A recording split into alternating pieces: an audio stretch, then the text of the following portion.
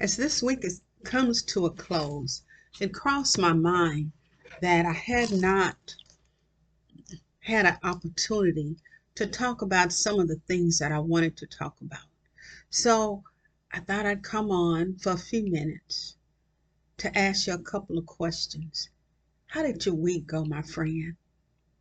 How was your week? For some people, it has been a very rough week. So then my next question, if your week has been rough, did you give God your troubles? Did you talk to the Lord about it? Or did you try to carry all your troubles yourself? Did you try to put all your troubles on your shoulder to carry your troubles? Or did you give your troubles to God? Because He wants us to give Him our troubles. His words say, cast our cares upon Him, for He cares for us. And He means that. God's word also tells us that Jesus is the same yesterday, today, and forever. And before Jesus left here, He said, let not your heart be troubled. Now, I know that's easier said than done. I've had a troubled heart myself, and I've dealt with some things this week that have been hard, to say the least. But what are we going to do when we have hard moments or hard days? What did you do this week? Did you go to the Lord in prayer? My friend, whether our days are good or whether our days are bad, whether we have good news or bad news, let's give it to God. When we talk to the Lord about it, things will get better. It doesn't mean that the situation is going to change in the way that we would like it. But what it means is this: our lives will be easier. Our spirit will be easier. And His word says it. He tells us don't be anxious about anything, but in everything, by prayer and supplication, with thanksgiving, let our requests be known to Him. And the peace of God that passes all understanding is going to keep our heart and mind through Jesus Christ. It's going to keep our heart. It's going to keep our minds through Jesus Christ. It said, don't be anxious about anything. It doesn't matter what we hear. Don't be anxious about it. Can we do this? Yes. Is it easy? No, not all the time. Sometimes it's going to be very hard. Sometimes we may have to cast our troubles to the Lord 10, 12 times in a day, because we cannot control the thoughts that goes through our mind sometimes. But it is up to us whether we allow it to stay.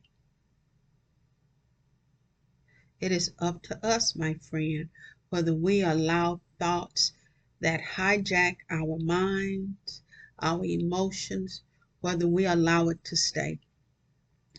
There are some things that some of us are dealing with, some people out here dealing with, and it is enough to hijack our mind.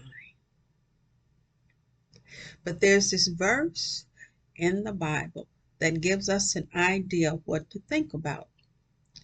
It may sound rather generic, but listen, here's what it says. It's Philippians 4:8.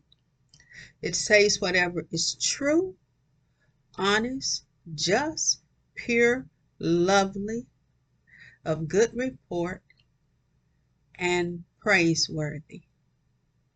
If it's praiseworthy, think on these things. So the situation could be true, it could be honest, may not even be just, may not be pure. Therefore, you do not have to think about it. So what are we going to do? It's so much. It's like, I hear you. You may want to say, Sharian, you just don't know. Do you know what happened in my family? No, but listen, my friend, I've had things too to happen. What I'm going to tell you is this. We need to guard our minds. If you do not guard your mind, you're going to have trouble.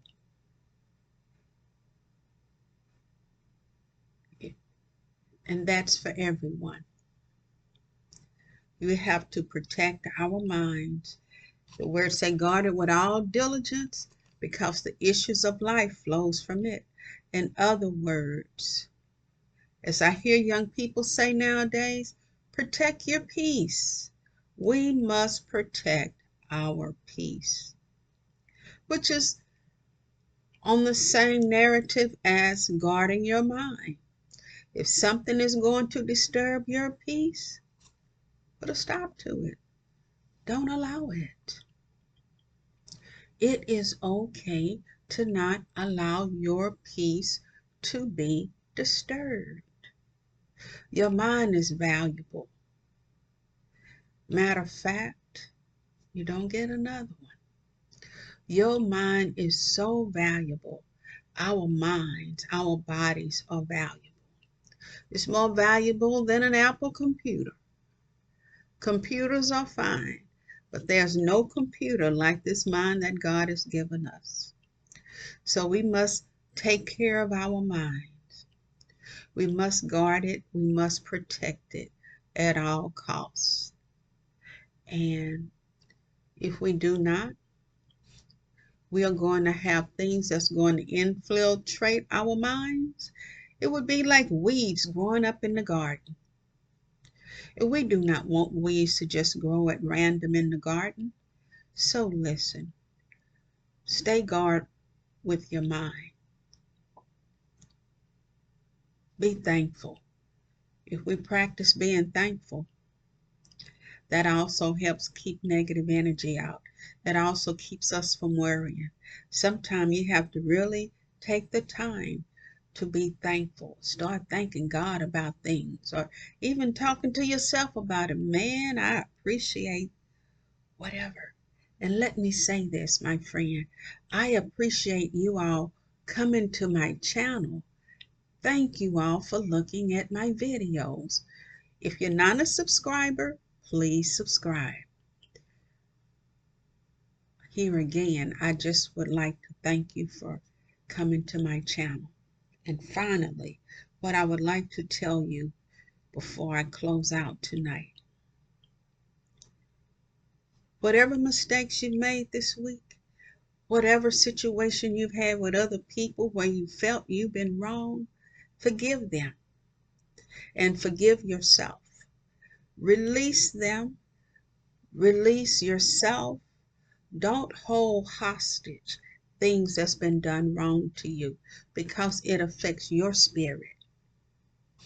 You want to have clarity in your life. And when you hold bitterness in your heart, that's not conducive to positive things happening. Forgive. Forgive others. The word says when we forgive others, God will forgive us as well. We want to be forgiving. We want to let go of what we cannot control. And who is in control of everything? Don't forget, God, our sovereign God. So, my friend, I hope you have a blessed night. I pray that your week has been great, and what hasn't been good, remember this.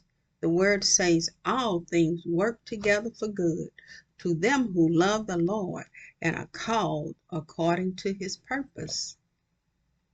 So have a great night, and I pray you have a great week next week.